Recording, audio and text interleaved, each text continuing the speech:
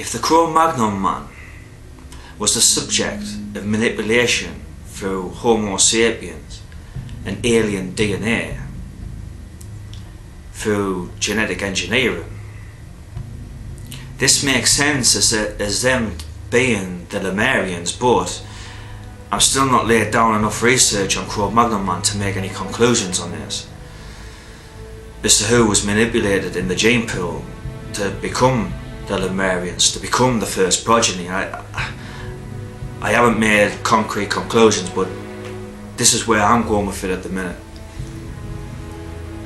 And until I can find anything else that'll show me something else, I'm going with this. So, from the genetic manipulation of Neanderthals with the alien DNA to create the Cro-Magnon man, who were the Lemurians, they were to do all the strenuous labour and provide for the Nephilim. It worked beautifully until the Lemurians rebelled. It was the brain behind the eyes, you see. The Nephilim made them with the same brain capacity as them. All their buttons inside the mind were switched on, with a higher function to their human aspects, human sensibilities, and morals and spirituality. It surpassed that of the serpent masters. And why I say serpent masters is because that's what they're being known to be called as well. And because of me research on the snake, I'm going to refer to these as the serpent masters and the Lemurians as the sons of the serpent. And we have that serpent connection again, see, which leads to the tree of good and evil, which led me to all this research and where I am now with this, by looking at the snake in the garden of good and evil, and is he good or is he evil? That question. But we'll hit on that soon. When the sons of the serpents, who by this point hated the serpent masters, were now outnumbering them, and the rebellion took place with the sons of the serpents now residing to Oceania, where they prospered. Because these guys fucked up. These serpent masters really fucked up. Because they didn't, if this is to go by, they really overestimated the human DNA, and to give the human DNA that kind of power and trying to use that genetically engineered creation to obey you. It's not going to happen, and of course they're going to rebel.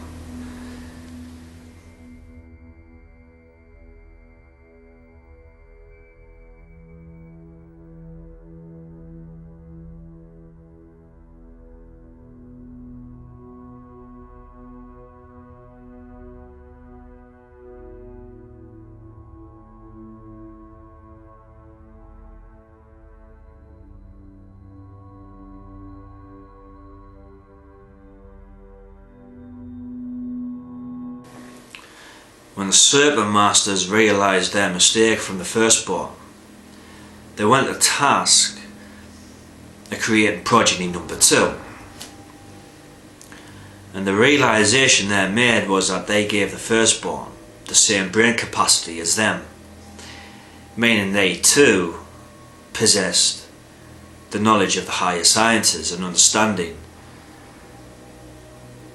but on a different level with human qualities. For the new progeny, they call them Adams and Eves. This time though, they made blockages, and the blockages were to the mind. And it was to keep us from gaining higher intelligence and understanding, and that of the higher sciences, and the information of them also was withheld through their genetic alterations, and it denied us knowledge so as to make us more obedient and to never rebel like the Lemurians did, the sons of the serpents. Our first step into mind control, I believe, was this. And when you look at the elite now to this day, and how they have done through the MK Ultra and the Monarch Slave programs and the other ones, they have got this from this.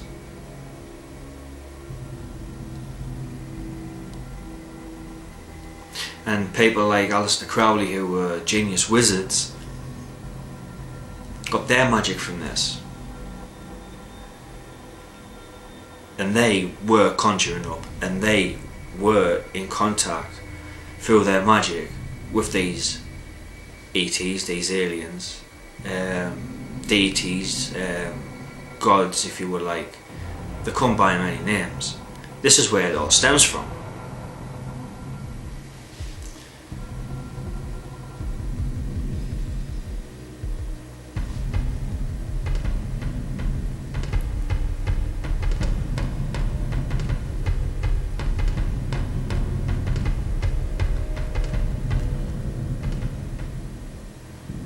See, the naked in the garden could also refer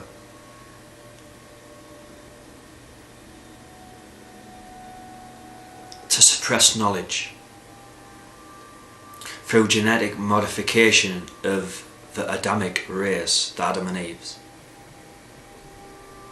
who were created. The sons of the serpents had the knowledge and were good. The serpent masters also had the knowledge, but were evil. Were we denied the information, therefore,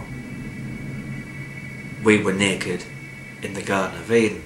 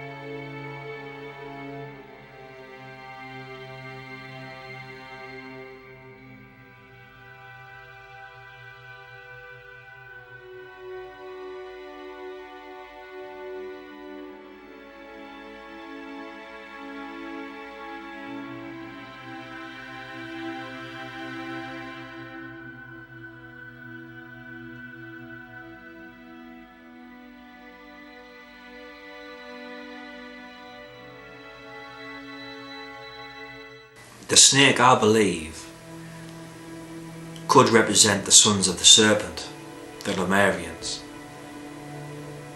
And they try to let us know that we were slaves, and that we have the spirit and soul and the consciousness for greater knowledge.